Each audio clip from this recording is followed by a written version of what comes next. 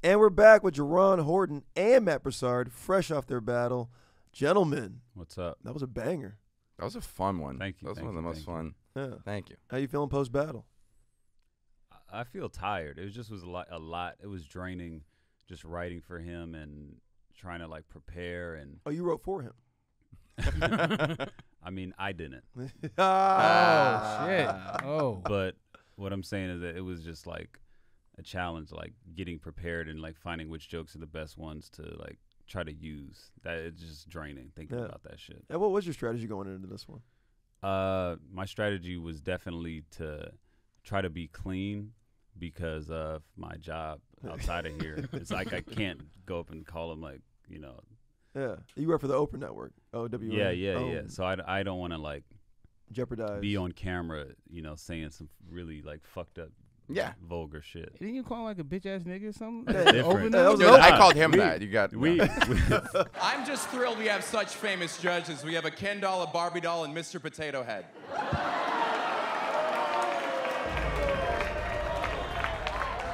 And we also have a bitch ass nigga too. We say bitch ass nigga on our show. That's true. We say bitch and nigga. That was the original title. Yeah. The series, bitch ass nigga. Okay. No, we can say that, but I'm just talking about, like, you know, Yeah. anything that's too politically correct. I don't want to. Like, Oh, I see what you're saying. Bitch ass nigga's fine, but yeah, there are lines. There are lines that they're safer to not cross. But okay. Yeah. What was your strategy going in for Jerron? It changed a bit. I didn't want to fall on race too much. I had a learning lesson with Frank Castillo where I was just like, those were just racist statements. Like, that was like, yeah. And I was like, let's see if I can stay away from race. I wanted to get a breadth of attack of, like, each joke attack something different, and he did a great job of that, where it was like he could hit me on one thing for one joke and a different thing for the next joke and a different thing. So it's like how thoroughly can you take them down across, you know, different things in just 5 jokes. And I think I fell back on race in the last show. Yeah. Yeah. This is where I lose the crowd. Jerron is really into to rock climbing because he's the only black person gullible enough to let white people tie ropes around him. You saved it for last. Save it for the last. best for last. But you called it out ahead of time. Yeah, just because, you know, it's L.A. It's an L.A. crowd. They're going to be tense about weird stuff, and I look like this, so. Yeah. Very airing. They seem to like that joke, though. I think it did. I think if What I a gone pop, first yeah. with that joke, it would have. I think it would have been very different. Right. Yeah, but it was fun. What was your favorite joke of his he told about you? Man, it didn't hit me till later in the night. The Comedy Central joke. I can't remember the wording of it. But that was beautiful. Because to me, a good roast joke is one that can't ever be used again. Right. Can only be used on that person. Sometimes even only by that person on that person. There's no other person you could use that joke on. And what was brilliant about it is that you want to be the underdog. You want to tear someone down in a roast battle, but everyone's rooting for the underdog. And in that joke, he lifted me up and tore me down at the same time. So he propped me up as this bad guy with a lot of things going for him. Yeah. Yet made himself and yet tore me apart. Matt's been on Adam Devine's House Party, he's been on At Midnight, and he's been on every season of Roast Battle. Comedy Central should get Me Too the way they've been forcing this dick down our throats. Beautiful. It's so good. Yeah. What was your favorite joke of his he told about you?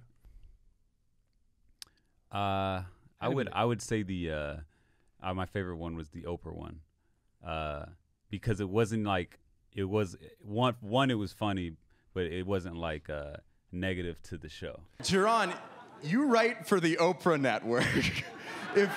In case you're wondering where his punchlines are, look under your chairs. Why do you write for a romance drama? You look like the guy who comments "wow" on all of my girlfriend's Instagrams. Yeah. It wasn't like you're talking bad about the show. It was like you made it about me, right? Which is, you said, well, I look like a sleazy ass motherfucker. Like, what do you know about love? Like, fuck boys to men. Oh, I love it. But I I mean, it's my favorite Can I show. just Why say would I this? talk bad about it? But can I Fuck say, boys the minute. but can I say this? That white folks, y'all took fuckboy and turned that shit into like a compliment. I mean, straight up, by the way. Oh, I didn't mean Fuckboys it are- that way. But, I meant it in the black way. oh, with an I? Okay. Yeah. Okay. Fuck boy. Fuck boy. I'm aware. boy. I'm aware the word has been gentrified. Well, he is from Atlanta. He is from Atlanta, so okay, I forget that.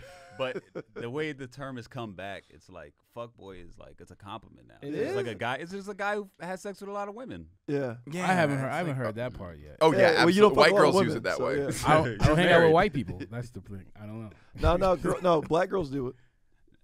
I've never fuck boy is like I'm a fucking boy. No. Like a Yeah, boy I who mean, just like a it's boy like who a keeps- promiscuous Yeah. boy. It's Yeah, like a boy yeah. who like who'll sleep with you and then maybe not call you Womanizer. back or Womanizer. text you. Yeah, Listen, it's like man, it's- listen, when have I you hear heard- fuck boy, there's probably gonna be a fight. Like I've never heard it. Yeah, been yeah. And Ian have you heard Edwards has Ian a joke Edwards joke that. about it? What's Yeah. that? Ian Edwards. has Ian a joke Edwards, about yeah, it. it's the Yeah. best. It's the N word between Black black people. Yeah. Is it like that? It's really disrespectful. Like I haven't had a positive fuck boy experience. Yeah. They've been No. pretty negative. What's No, Ian's when women joke? say it though, yeah, If a it white is person compliment. calls you the It's N-word? they're calling you a womanizer. Well, I forgot. It I was forgot. so that. like heard if that. listen to this joke. If you listen to Ian Edwards, everything you can, but it's a joke like if a white person calls you the Yeah. N word and then a black person calls you a fuckboy. Yeah, it's like, You're no, You're I like, heard hold what you on, white said. guy, I have a bigger thing to deal with. Yeah, I heard you, nigga, whatever. Yeah. What you call me? Yeah.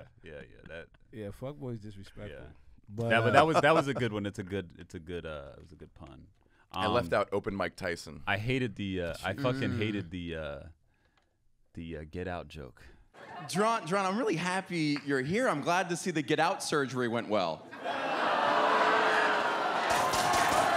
Because it was technically inaccurate. Because Oh, the yeah. white person is the one who gets the surgery. So I in my head I'm like, That's not true. yeah, the white They person. both get the surgery. And the surgery would be, I was Yeah, he saying was that a saying white that person put his brain in your body. That's what he was saying. Is that what Yeah. they? No, Yeah. it was. Spoiler accurate. alert, but yeah. Both people get the surgery, and then All the right, white well, person's well- body gets thrown away. Well, good job then.